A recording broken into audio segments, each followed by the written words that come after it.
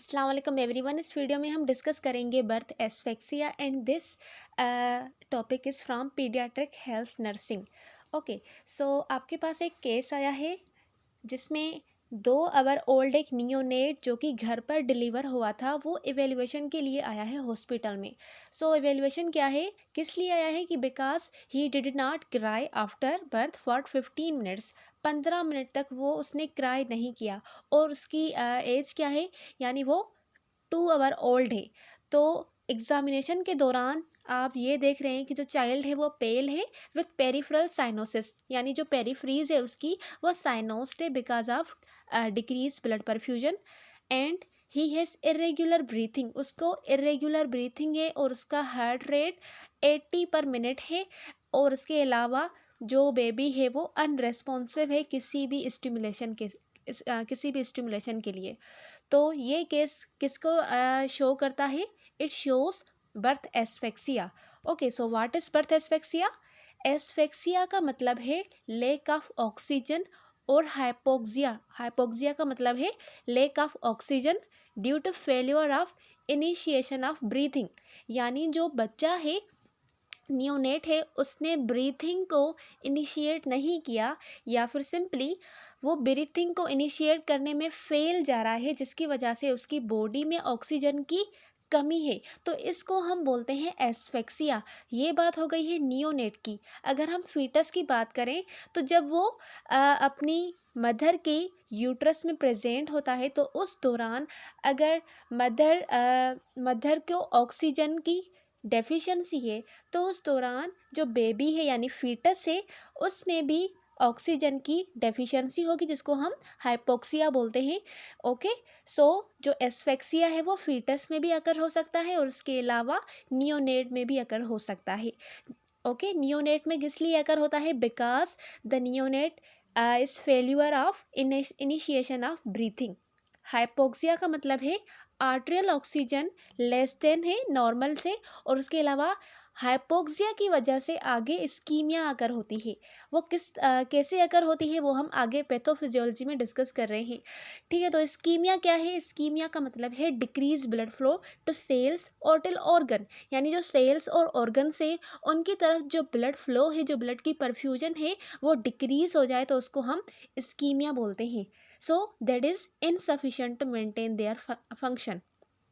जब उनको proper blood supply नहीं मिलेगा तो जो ऑर्गन्स है वो अपने फंक्शंस को मेंटेन नहीं कर पाएंगे, वो इनसफिशेंट होंगे। ओके, देन है इसका इंसिडेंस, यानी किस तरह से क्यों होता है और कौन से बच्चों में होता है, यानी कौन से इसके रिस्क फैक्टर हैं। सो इंसिडेंस में मोस्टली ये गेस्टेशनल एज और बर्थ वेट से रिलेटेड होता है।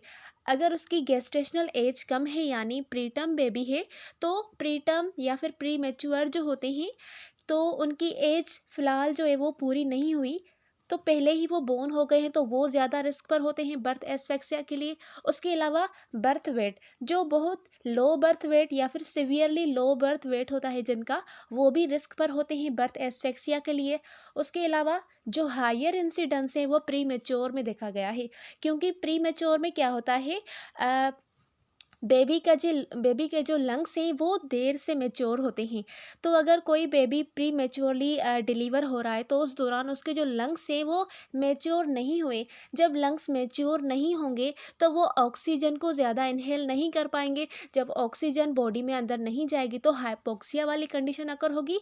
Then ultimately hypoxia can lead to ischaemia. So इस तरह से बर्थ एस्फेक्सिया अकर होता है। Then incidence in developed countries 0.1 और 1 इन 1000 पर 1000 लाइव बर्थ, यानी 1000 अगर लाइव बर्थ है तो डेवलप्ड कंट्रीज़ में 0.1 या फिर 1 बेबी जो है वो बर्थ एस्फेक्सिया का शिकार होगा, और उसके अलावा जो डेवलपिंग कंट्री है उसमें इससे ज़्यादा हो सकता है। ओके, देन है इसके risk factor. So risk factor में अगर हम मेटरनल की बात करें यानी उसकी जो मदर है तो उसमें कौन सी वो कंडीशंस हो सकती है जो उसके बेबी को बर्थ एस्फेक्सिया में लेके जा सकती हैं। तो सबसे पहले जो इसका रिस्क फैक्टर है मैटरनल में वो है हाइपरटेंशन। हाइपरटेंशन क्यों होता है? Because of eclampsia and pre eclampsia. Pre eclampsia का मतलब है there is the increase blood pressure during pregnancy in mother. तो प्री एक्लेम्सिया के बाद दूसरी इसकी कॉम्प्लिकेशन अकर होती है जिसको हम एक्लेम्सिया बोलते हैं। तो इस दौरान क्या है, उसका हाइपरटेंशन यानी ब्लड प्रेशर इंक्रीज़ हो गया है। जब इसका ब्लड प्रेशर इंक्रीज़ हो गया है तो इसकी वजह से जो बेबी को ब्लड परफ्यूजन है वो डिक्रीज़ मिल रही है, और उसके अलावा उसको ऑक्सीजन की जो ट्रांसपोर्टेशन है वो भी डिक्रीज़ मिल रही है। तो पहला ये रिस्क फैक्टर हो सकता है। उसके अलावा पेल्विक एबनॉर्मलिटी, अगर उसकी पेल्विक में कोई एबनॉर्मलिटी है जैसे कि सेफेलोपेल्विक डिस्प्रोपोर्शन, यानी जो उसकी प्रोपोर्शन है वो सही से नहीं है जो जैसे नॉर्मल होनी चाहिए, तो उस दौरान क्या हो सकता है, लेबर जो लेबर हैं स्टेजेस वो इंक्रीज़ हो सकती है, प्रोलॉन्ग लेबर होगा, जिसकी वजह से अगेन जो बच्चा है वो एस्फेक्सिया में जा सकता है। देन है डायबिटीज़ मेलाइटस। डायबिटीज़ मेलाइटिस में किस तरह से जो एक डायबिटिक मदर है वो अपने बेबी को एस्फेक्सिया में किस तरह से लेके जा सकती है, वो इस तरह से लेके जा सकती है, जब ग्लूकोज की लेवल इंक्रीज़ होती है मदर में तो अल्टीमेटली फीटस में भी ग्लूकोज की लेवल इंक्रीज़ हो जाती है। फिर ग्लूकोज जब इंक्रीज़ हो जाता है तो उसके रिस्पॉन्स में कौन रिलीज़ होता है, इंसुलिन रिलीज़ होता है। तो बेबी में क्या होगा, इंसुलिन बहुत ज़्यादा अमाउंट में रिलीज़ होगा। वो इंसुलिन जाकर क्या करेगा, जो टाइप 2 सेल्स होते हैं एल्व्यूलाई में, जिनका काम होता है कि सर्फेक्टेंट को प्रोड्यूस करें, वो इनहिबिट, उनकी जो प्रोडक्शन होती है वो इनहिबिट हो जाती है। जब उनकी प्रोडक्शन इनहिबिट हो जाएगी तो लंग्स में सर्फेक्टेंट नहीं बनेगा, सर्फेक्टेंट नहीं बनेगा तो लंग्स मैच्योर नहीं होंगे, लंग्स मैच्योर नहीं होंगे तो बेबी जो है वो ब्रीथ नहीं कर पाएगा, जिसकी वजह से अल्टीमेटली वो हाइपोक्सिया में चला जाएगा, जिसको हम एस्फेक्सिया बोलते हैं। तो इस तरह से डायबिटीज़ मेलाइटस से हो सकता है। देन है नेफ्राइटस। नेफ्राइटस सिंपली इन्फ्लामेशन होती है नेफ्रॉन्स की, जिसकी वजह से जो मदर अपने बहुत सारे वेस्ट मटेरियल्स को निकाल नहीं सकती और वो जाकर टॉक्सिसिटी प्रोड्यूस करते हैं उसके फीटस में। उसके अलावा हाइपोटेंशन, हाइपोटेंशन में भी अगेन जो ब्लड का सप्लाई है वो डिक्रीज जाता है फीटस में।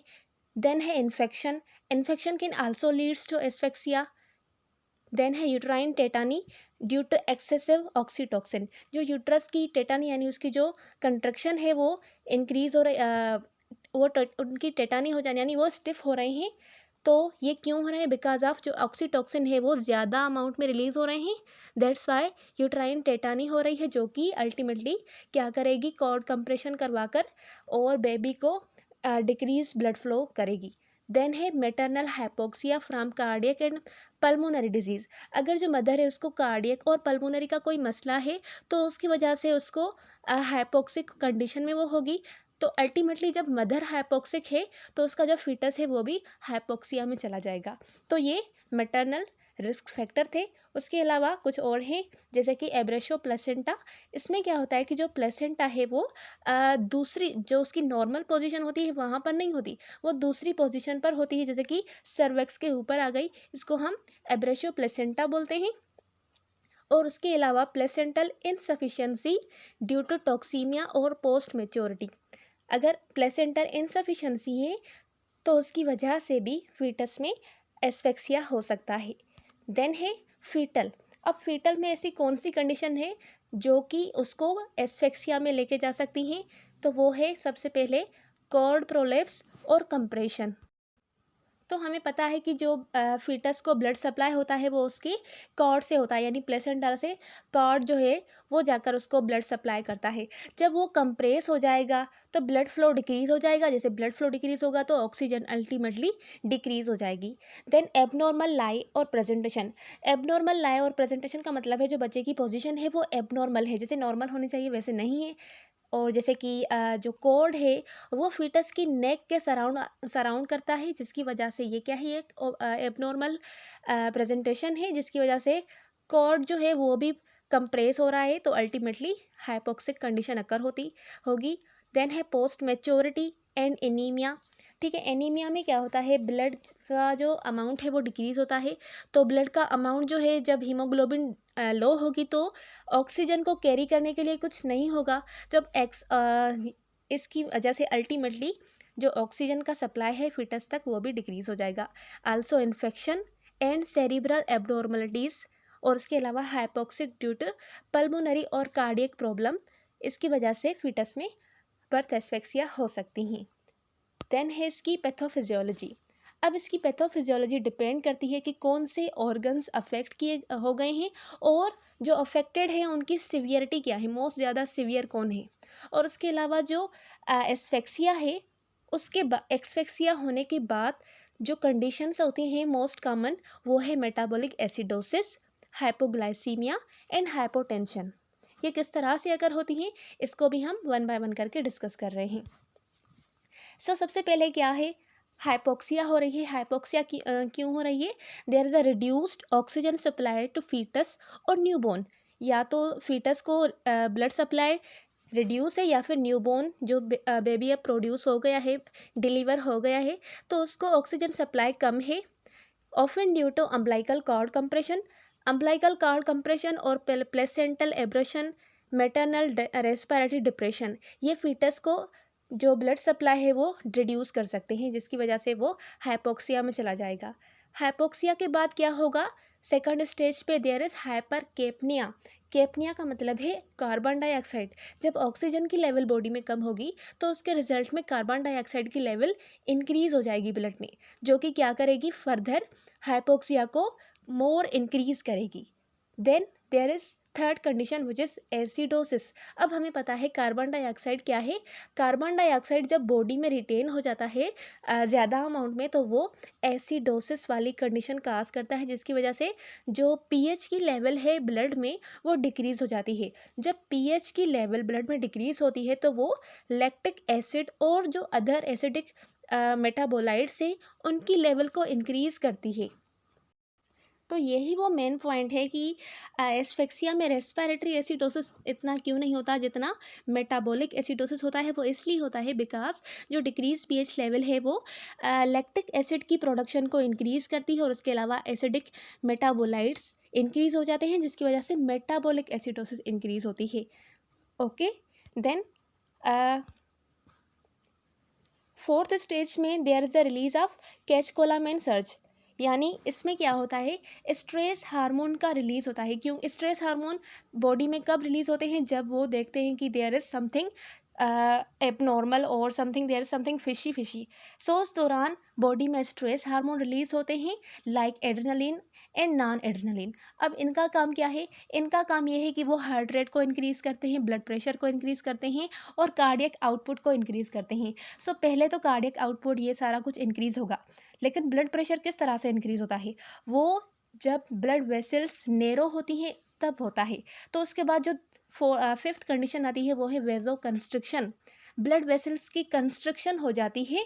जब ब्लड वेसल्स नैरो हो जाएंगी तो उसकी वजह से अल्टीमेटली जो ब्लड का फ्लो है वाइटल ऑर्गन्स की तरफ वो रिड्यूस हो जाएगा, जिसमें हम ब्रेन को भी इंक्लूड कर रहे हैं। तो जो भी वाइटल ऑर्गन्स हैं बॉडी के उनकी तरफ ब्लड फ्लो रिड्यूस हो जाएगा ड्यू टू वेजो कंस्ट्रक्शन। और वेजो कंस्ट्रक्शन क्यों हो रही है? जो स्ट्रेस हार्मोन रिलीज हो रहे हैं वो हार्ट रेट और ब्लड प्रेशर को इंक्रीज कर रहे हैं।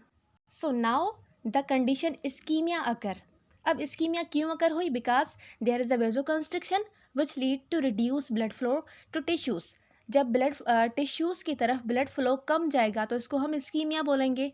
सो it lead to a lack of oxygen and nutrients. जो वाइटल ऑर्गन्स हैं और टिश्यूज़ हैं उनकी तरफ ऑक्सीजन और न्यूट्रिएंट्स का अमाउंट कम जाएगा, जिसको हम क्या बोलते हैं? इस्कीमिया बोलते हैं। उसके बाद सेवन्थ स्टेज आती है जिसको हम हाइपोक्सिक इस्कीमिक इंजरी बोलते हैं।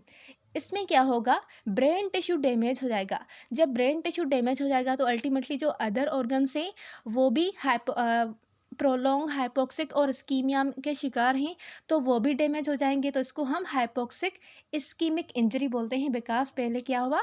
पहले हाइपोक्सिया हुई, देन क्या हुआ? इस्कीमिया हुआ। तो इसको हम हाइपोक्सिक इस्कीमिक इंजरी बोलेंगे। Then there is the inflammation. So हमने ये पढ़ा है कि किसी भी टाइप की अगर इंजरी हो तो उसके बाद कौन सा प्रोसेस इनिशिएट होता है? इन्फ्लामेशन का प्रोसेस इनिशिएट होता है। इन्फ्लामेशन क्या है? बेसिकली पहले तो ये एक प्रोटेक्टिव रिस्पॉन्स है बॉडी के लिए। तो यहाँ पर क्या होगा? There is the activation of immune cells and release of pro inflammatory cytokines which can exaggerate tissue damage. अब बॉडी के सिस्टम को ये पता चल गया कि किसी जगह पर इंजरी हुई है, तो वहाँ पर इम्यून सेल्स एक्टिवेट हो रहे हैं और प्रो इन्फ्लामेटरी साइटोकाइन्स रिलीज हो रहे हैं, जिसकी वजह से जब वहाँ पर इन्फ्लामेशन हो रही है तो फर्दर जो टिश्यू है वो डैमेज हो रहा है। ओके, देन है ninth stage which is oxidative stress. अब हमें पता है कि जब ज़्यादा इन्फ्लामेशन होती है और टिश्यू की डेथ होती है, नेक्रोसिस होती है, तो उस दौरान क्या होता है, there is a imbalance between the production of reactive oxygen species. जो रिएक्टिव ऑक्सीजन स्पीशीज है ये हाईली टॉक्सिक्स है। ठीक है, तो इनकी जो प्रोडक्शन है उनमें इम्बेलेंस आ जाता है due to inflammation. So the body ability to neutralise them leading to cellular damage. जो बॉडी की एबिलिटी है उनको न्यूट्रलाइज करने में, तो इसकी वजह से क्या होगा, सेलुलर डैमेज होगा। ओके, तो इसको हम बोलते हैं ऑक्सीडेटिव स्ट्रेस, जो कि रिएक्टिव ऑक्सीजन स्पीशीज की प्रोडक्शन में इम्बैलेंस की वजह से अकर हो रहा है। देन लास्ट है multi organ dysfunction. So there is a failure of multiple organ system, क्योंकि बहुत सारे जो ऑर्गन्स हैं उनको ब्लड सप्लाई नहीं मिल रहा। जब उनको ब्लड नहीं मिलेगा तो वो फेल्यूर में जाएंगे, जिसमें ब्रेन आ गया, हार्ट्स आ गए, हार्ट आ गई, लंग्स आ गए, लीवर आ गया, किडनीज आ गई। ये क्यों हो रहे हैं? Because of prolong hypoxia and ischaemia. Okay, so this was the basic pathophysiology कि जो एस्फेक्सिया है वो किस तरह से जाकर डैमेज करती हैं ऑर्गन्स को, और उसका बेसिक कंसेप्ट क्या है। अब हम देखेंगे उसके मज़ीद कॉम्प्लिकेशन किस तरह से होते हैं। तो if there is a alteration in cerebral blood flow, अगर सेरिब्रल ब्लड फ्लो में अल्ट्रेशन हो गया तो सेंट्रल नर्वस सिस्टम में क्या होगा, फ्लूइड लीक होता है from increase capillary permeability which leads to cerebral oedema and cell death. ठीक है, जब ब्लड फ्लो वहाँ पर उसकी अल्ट्रेशन हो जाएगी तो उस दौरान फ्लूइड लीक होता है, क्योंकि कैपिलरी की जो परमिएबिलिटी है वो इंक्रीज़ हो जाती है, जिसकी वजह से सेरिब्रल एडिमा होगी और अल्टीमेटली जो सेल्स हैं वो डेथ हो जाएंगे। तो उसके बाद है मेटाबॉलिक कंसिक्वेंसेस। जो मेटाबॉलिक कंसिक्वेंसेस है उसमें क्या होता है, ग्लाइकोलाइसिस की एसेलरेशन होती है। ठीक है, with an increase in brain lactate level. जब ग्लाइकोलाइसिस की एसेलरेशन होती है, हमें पता है कि ग्लाइकोलाइसिस के लिए किसकी नीड होती है, हमें ऑक्सीजन की नीड होती है, लेकिन इसमें क्या है, हाइपोक्सिया, ऑक्सीजन नहीं है। तो जब हमें पता है जब ऑक्सीजन नहीं होती तो क्या होता है, एन एरोबिक रेस्पिरेशन अकर होती है, यानी ग्लाइकोलाइसिस तो होती है लेकिन उसके रिजल्ट में किसकी प्रोडक्शन होती है, लैक्टिक एसिड की प्रोडक्शन होती है। So there is the increase in brain lactic level. Brain में भी लैक्टेट की जो लेवल है वो इंक्रीज हो जाती है, और उसके अलावा अल्टीमेटली हमें पता है जब लैक्टिक एसिड प्रोड्यूस होता है तो उस दौरान जो एनर्जी की प्रोडक्शन होती है वो कम होती है। So there is the reduction in high energy phosphate concentration. तो इसकी वजह से क्या होगा, एट द सेम टाइम हमें पता है कि जो हमारे बॉडी के पम्प्स होते हैं उनको एटीपी की नीड होती है ताकि वो रन कर सकें। So if there is a failure of energy dependent ionic pump, जो आयोनिक पंप हैं उनको एनर्जी की नीड होती है, तो उनको अगर एटीपी नहीं मिलेगी, so there is a leakage from cell of normally intracellular potassium. जो इंट्रासेलुलर पोटेशियम है उसकी लीकेज होगी, और उसके अलावा सेल्स के अंदर सोडियम क्लोराइड और कैल्शियम का इन्फ्लक्स होता है, जिसकी वजह से जो मेम्ब्रेन है वो डिपोलराइजेशन अकर होती है। अल्टीमेटली इसकी डिपोलराइजेशन होने के बाद टॉक्सिक न्यूरोट्रांसमीटर्स की एग्जिट होती है, जिसमें ग्लूटामेट और एस्पार्टेट आ जाते हैं। ये ग्लूटामेट और एस्पार्टेट जाकर एक्टिवेट करते हैं N methyl and D aspartate receptors को, जो कि मज़ीद क्रिटिकल रोल परफॉर्म करते हैं न्यूरोनल डैमेज में। तो इस तरह से न्यूरोनल डैमेज यानी जो ब्रेन है वो डैमेज होना स्टार्ट होता है। Okay, so then there is the alteration in cerebral blood flow accompany these metabolic changes. ठीक है, जब सेरिब्रल ब्लड फ्लो में अल्ट्रेशन होती है तो उसके बाद ये कुछ मेटाबॉलिक चेंजेस है जो कि अकर होती है। तो initially there is increase in cerebral blood flow. Initially क्या होता है, वहाँ पर ब्लड फ्लो इंक्रीज होता है, क्योंकि हमें पता है जब इंजरी होती है तो उस दौरान इन्फ्लामेशन होती है। इन्फ्लामेशन में क्या होता है, जो वेसल्स हैं उनकी डायलेशन होती है। वेजो डायलेशन जब होगी तो ब्लड का जो परफ्यूजन है वो, यानी ब्लड का फ्लो है वो इंक्रीज होगा। So initially cerebral blood flow increase होगा। Then there is a loss of vascular autoregulation, उसके बाद जो ऑटो रेगुलेशन है वेस्कुलर की वो लॉस हो जाएगी। उसके अलावा अल्टीमेटली कार्डियक आउटपुट भी डिक्रीज होगा। क्यों कार्डियक आउटपुट डिक्रीज क्यों होगा? बिकॉज हार्ट को भी पंप करने के लिए एनर्जी की नीड होती है। तो जब हार्ट को भी ब्लड सप्लाई नहीं जाएगा तो हार्ट्स इनफ अमाउंट में पंप नहीं करेगी, तो उसके रिजल्ट में जो इनफ अमाउंट में ब्लड है वो भी बाहर नहीं जाएगा। Then there is a ultimately hypotension, hypotension अगर होगी और उसके अलावा सेरिब्रल ब्लड फ्लो रिड्यूस हो जाएगा। Okay, then there is the pathologic changes observe in the brain reflect the combined effect of metabolic derangement that occur in the context of cerebral hypoperfusion. जब cerebral यानी brain की तरफ blood flow कम जाएगा तो उस दौरान वो कौन सी ऐसी पैथोलॉजिक चेंजेस हैं जो हमें देखने को मिलेगी? सो सर्कुलेटरी चेंजेस जो है वो मेजर रोल परफॉर्म करती हैं in the production of parasagittal cerebral injury. ठीक है, जब सर्कुलेटरी चेंजेस हो जाएगी तो उसकी वजह से पैरासेजिटल सेरिब्रल इंजरी अकर होगी और उसके अलावा पेरीवेंट्रिकुलर ल्यूकोमलेशिया। इसमें क्या होता है, जो ब्रेन का वाइट मैटर होता है उसमें डैमेज होना स्टार्ट होता है, specifically periventricular. Okay, then full term जो इन्फेंट होता है वो कॉर्टिकल नेक्रोसिस और पैरासेगिटल इस्कीमिक इंजरी को शो करता है, जिसके रिजल्ट में क्या होता है, फोकल और मल्टीफोकल कॉर्टिकल इन्फार्क्ट। फोकल और मल्टीफोकल ये ब्रेन के पार्ट्स हैं जिसमें इन्फेक्शन होती है, यानी ब्लड सप्लाई जब कम होगा तो वहाँ पर क्या होंगे, वो इन्फेक्टेड हो जाएंगे, जिसकी वजह से जब वो इन्फेक्टेड होंगे तो वहाँ पर एबनॉर्मल जो न्यूरोट्रांसमीटर्स हैं वो रिलीज होंगे और सिंपली वो क्या प्रोड्यूस करेंगे, फोकल सीजर्स और हेमीप्लेजिया अकर कराएंगे। देन जो प्री टर्म इन्फेंट हैं वो पेरीवेंट्रिकुलर ल्यूकोमलेशिया को डेमोस्ट्रेट करते हैं और उसके अलावा उसके बाद में वो स्पास्टिक डायप्लेजिया, जिसमें उनकी जो टोनिसिटी है वो इंक्रीज हो जाती है, अ, जिसमें वो रिजिड हो जाते हैं। और उसके अलावा डायप्लेजिया का मतलब है पहले जो उसकी लेग्स की मूवमेंट होती है वो वीक होती है, उसके बाद आर्म्स की।